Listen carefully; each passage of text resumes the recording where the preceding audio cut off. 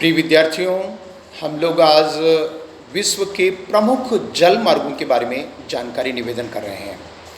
आप सभी को जानकारी के लिए मैं इसलिए ये बताना चाह रहा हूँ कि आप किसी भी प्रकार की कंपटीशन में बैठेंगे तो इस प्रकार के जल मार्गों के बारे में प्रश्न निश्चित रूप से आता है। विश्व में अमेरिका, इंग्लैंड, जापान और जो प्रमुख देश हैं जिनका विकास समुद्री मार्गों के कारण हुआ है, वो समुद्र के किनारे स्थित हैं। इस कारण से वहाँ व्यापार आसानी से हो सका है।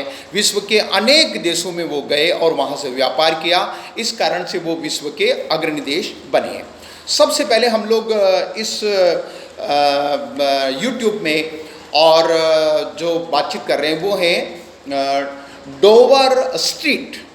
ये इंग्लैंड और फ्रांस के मध्य में है। इंग्लैंड और फ्रांस के मध्य में यह व्यापारिक मार्ग है और इंग्लैंड का डोवर बंदरगाह और फ्रांस का सेलेसिस बंदरगाह, ये दोनों ही इसके महत्वपूर्ण केंद्र हैं।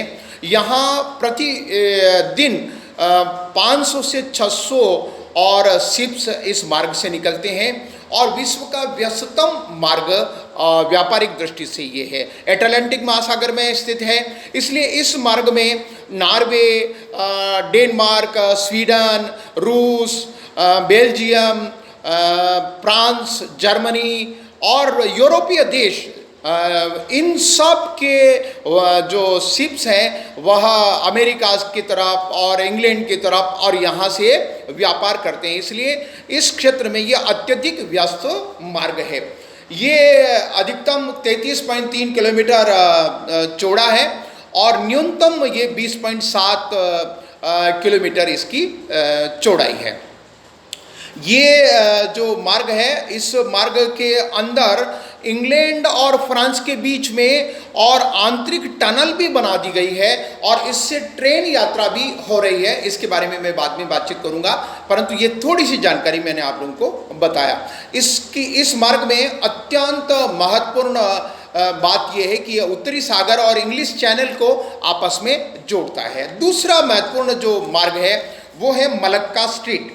आप सभी को मालूम है यह मलक्का स्ट्रीट भारत, बांग्लादेश, मध्य एशिया, पूर्वी अफ्रीका और इसको जापान, पूर्वी चीन, फिलीपाइन द्वीप समूह, इंडोनेशिया, ऑस्ट्रेलिया इससे जोड़ता है।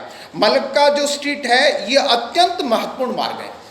इसमें मलेशिया का मलक्का बंदरगाह, सिंगापुर और इंडोनेशिया, ये तीन जो देश हैं, इन तीनों देश के माध्यम से इसका रेवेन्यू इकट्ठा किया जाता है और विश्व का 25% व्यापार इस मलक्का मार्ग से पूर्ण होता है। मलेशिया प्रायद्वीप और इंडोनेशिया का सुमात्रा जो द्वीप है, इसके मध्य में ये लगभग 850 किलोमीटर के मध्य में ये मार्ग फैला हुआ है और इस मार्ग में मलेशिया का मलक्का और उसके बाद में पेनांग, पोर्ट क्लंग, मेडान, सिंगापुर, अहेज ऐसे महत्वपूर्ण बंदरगाह इस क्षेत्र में स्थित हैं।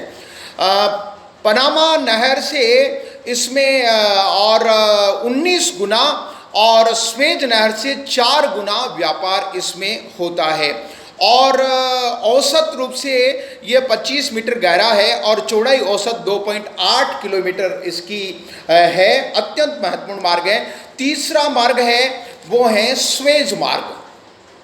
स्वेज मार्ग आप सभी को मालूम है मिस्र के अधिकार क्षेत्र में है और यह लाल सागर और भूमध्य सागर को जोड़ता है और इसके कारण यूरोपीय देशों को अत्यंत लाभ हुआ है और यूरोपीय देश सीधा भूमध्य सागर में होकर और इस मार्ग के माध्यम से लाल सागर में होकर, फारस की खाड़ी में होकर और भारत, पाकिस्तान, अरब देश और इवन दिन पूर्वी अफ्रीका, इंडोनेशिया और इन देशों में, दक्षिणी पूर्वी एशिया में और ये व्यापार के लिए मार्ग, तो ये भी अत्यंत महत्वपूर्ण मार्ग है और तीसरा व्यस्ततम मार्ग ये विश्व का है।